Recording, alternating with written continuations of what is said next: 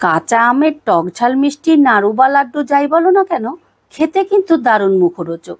বাজার থেকে কাঁচা আম ফুরিয়ে যাবার আগে ঝটপট একদিন এই রেসিপিটা তৈরি করে দেখো। বাড়ির প্রত্যেকে কত মজা করে খাবে। আর এটা বানিয়ে তোমরা 1 বছর পর্যন্ত সংরক্ষণ করেও রাখতে পারবে। নমস্কার বন্ধুরা, আমি সঞ্জু। আজকের ভিডিওতে তোমাদের সকলকে স্বাগত। তাহলে চলো রেসিপিটা শুরু করা যাক। রেসিপিটা করার জন্য আমি এখানে 4টে বড় সাইজের কাঁচা আম নিয়েছি। মানে এখানে 1 কিলো আম আছে। এবারে আমগুলোকে ভালো করে ধুয়ে খোসা ছাড়িয়ে নেব। আমের বোটার অংশটা কেটে নিয়েছি। এবার একটা পিলারের সাহায্যে আমি খোসাগুলো কেটে নিচ্ছি। এবারে একটা গ্রেটারের সাহায্যে আমগুলোকে গ্রেট করে নেব, কিন্তু গ্রেটারে যে বড় ছিদ্রটা আছে এই দিক দিয়ে গ্রেট করতে হবে। আর তোমরা চেষ্টা করবে আমগুলো যেন এরকম লম্বা লম্বাভাবে গ্রেট করো। গ্রেট করে নিয়ে এবারে আমগুলোকে আমি 1/2 চামচ নুন দিয়ে মিশিয়ে রেখে দেব। তাহলে আম থেকে দেখবে অনেকটা জল বেরিয়ে এসছে। ভালো করে মিশিয়ে নিচ্ছি। ভালো করে মিশিয়ে নিয়ে এটাকে 5 মিনিটের জন্য রেখে দিচ্ছি। এইদিকে নাড়ুগুলো তৈরি করার জন্য একটা ভাজা মশলা তৈরি করে নেব। তার জন্য আমি গ্যাস ধরিয়ে একটা কড়া বসিয়ে দিয়েছি। প্রথমে দিয়ে দিলাম 2টো শুকনো লঙ্কা। গ্যাসের আঁচটা একদম লোতে রেখে আমি শুকনো লঙ্কাটা একটু ভাজা ভাজা করে নিচ্ছি। যেহেতু শুকনো লঙ্কা ভাজা হতে একটু সময় লাগে, সেই জন্য আগে লঙ্কাটাকে ভেজে নিচ্ছি। লঙ্কাটা ভেজে নিয়ে দিয়ে দিচ্ছি 1 চামচ গোটা জিরে। ছোট চামচের 1 চামচ দিলাম। দিয়ে দিলাম 1 চামচ 5 ফোড়ন, 1 চামচ গোটা ধনে, 1 চামচ মৌরি, 1 চামচ রাঁধুনি। এবারে গ্যাসের আঁচটা একদম লোতে রেখে আমি মশলাটা বেশ ভাজা ভাজা করে নেব। কিন্তু লক্ষ্য রেখো মশলাটা যেন কালো না হয়ে যায়, তাহলে কিন্তু একদম রেসিপিটা খেতে ভালো হবে না, মানে তেতো লাগবে। মশলাটা বেশ মুচমুচে করে ভেজে নিয়েছি। এবারে মশলাটা নামিয়ে ঠান্ডা করে নেব। কিন্তু এই মশলাটা দানা দানা রাখলে হবে না, এটাকে একদম পাউডার করে ফেলতে হবে, তাহলেই খেতে ভালো লাগবে। এবারে আমগুলোকে ভালো করে চিপড়ে চিপড়ে তুলে নেব। এই দেখো নুন দেওয়াতে কতটা জল বেরিয়েছে। এবারে আমি একটা ছিদ্রযুক্ত থালায় রেখে দিচ্ছি।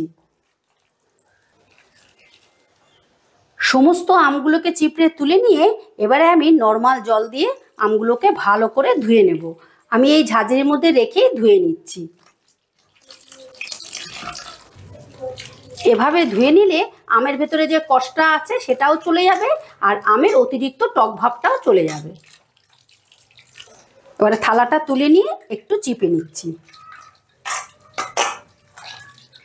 এবারে এই ধোয়া আমগুলোকেও যতটা সম্ভব ভালো করে চিপড়ে নিয়ে তুলে নিতে হবে।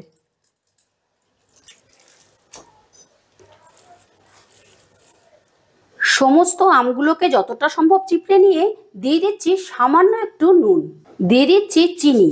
এখানে আমি 1 কিলো আমের জন্য 250 চিনি নিয়েছি। চিনির মিষ্টির এখানে পরিমাণটা কিন্তু ঠিকঠাক রাখতে হবে। বেশি হলে কি হবে, ঠান্ডা হলে ঝুরঝুরে হয়ে যাবে, নাড়ুর শেপগুলো দিতে অসুবিধে হবে। তাই জন্য চিনিটা অবশ্যই বুঝে দেবে। চিনিটা আমের সঙ্গে বেশ ভালো করে মিশিয়ে নিয়ে মোটামুটি 15 থেকে 18 মিনিট এটাকে রেস্টে রাখতে হবে। তাহলে চিনিটা বেশ ভালো মতো গলে যাবে। চিনিটা যখন এইভাবে গলে যাবে তখনই দিয়ে দিব ভেজে রাখা মশলাটা। এখানে দেখো মশলাটা আমি কিন্তু দানা দানা করিনি, একদম পাউডার করেছি। এইভাবে পাউডার করেই গুঁড়ো করতে হবে কিন্তু। এবার মশলাটা দিয়েও আমটাকে বেশ ভালো করে মিশিয়ে নেব। আর এই রেসিপিতে মশলার পরিমাণটা কিন্তু একটু কমই দেবে। এবারে ফাইনালি রান্নাটা করার জন্য গ্যাস ধরিয়ে একটা কড়া বসিয়ে দিলাম। আর গ্যাসের আঁচটা মিডিয়ামে রেখে কড়াটা যখন হালকা গরম হবে তখন আমগুলো দিয়ে দিলাম।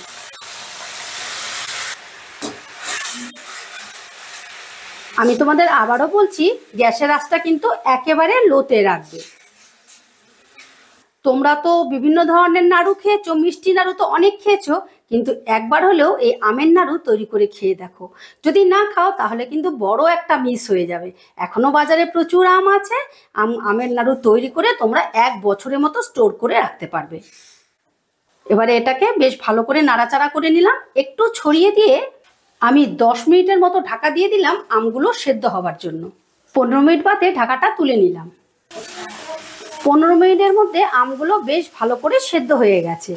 এবারে আমের নাড়ুগুলো যেন অনেক দিন রাখা যায়, নষ্ট না হয়, তার জন্য আমি দিয়ে দিলাম 1 চামচ ভিনিগার। তোমাদের হাতের কাছে ভিনিগার না থাকলে তোমরা লেবুর রসও দিতে পারো, মানে পাতি লেবুর রস। এবারে সমস্তটা বেশ ভালো করে মিশিয়ে নেব। আচ্ছা, এটা যেহেতু কাঁচা আমের নাড়ু, সেই জন্য এই কালারটাকে আমি একটু সুন্দর করার জন্য দিয়ে দিচ্ছি 2 ফোঁটা গ্রিন ফুড কালার। এটা কিন্তু সম্পূর্ণ অপশনাল, তোমরা দিতেও পারো নাও দিতে পারো। 4-5 মিনিট নাড়তে নাড়তে ঠিক নারকেলের নাড়ুর মতো পাক চলে এসছে। আর ঠিক এই রকমই পাক আনতে হবে কিন্তু, তাহলে শেপটা দিতে সুবিধে হবে। এবারে এটাকে আমি নাবিয়ে ঠান্ডা করে নেব। আমের পুরটা একটা প্লেটে নাবিয়ে এভাবে ছড়িয়ে দিচ্ছি ঠান্ডা হওয়ার জন্য, কিন্তু অতিরিক্ত ঠান্ডা করা যাবে না, তাহলে শেপ দিতে অসুবিধা হবে। মানে আমাদের হাতের সয় ঠিক এইটুকু গরম থাকতে থাকতে নাড়ুগুলো তৈরি করে নিতে হবে। আমের পুরটা বেশ ঠান্ডা হয়ে গেছে, হালকা গরম আছে, মানে হাতে সয় এরকম গরম আছে। অল্প একটু পুর নিয়ে নিলাম।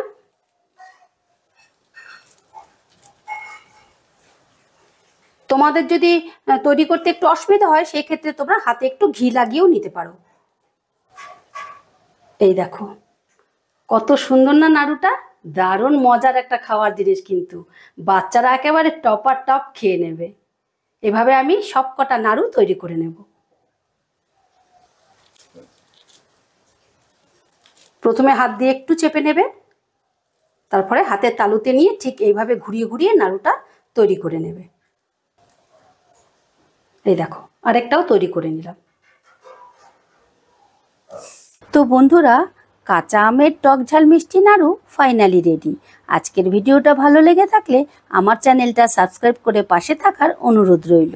আবার দেখা হচ্ছে নতুন কোনো ভিডিওতে। ঠিক আছে, টাটা।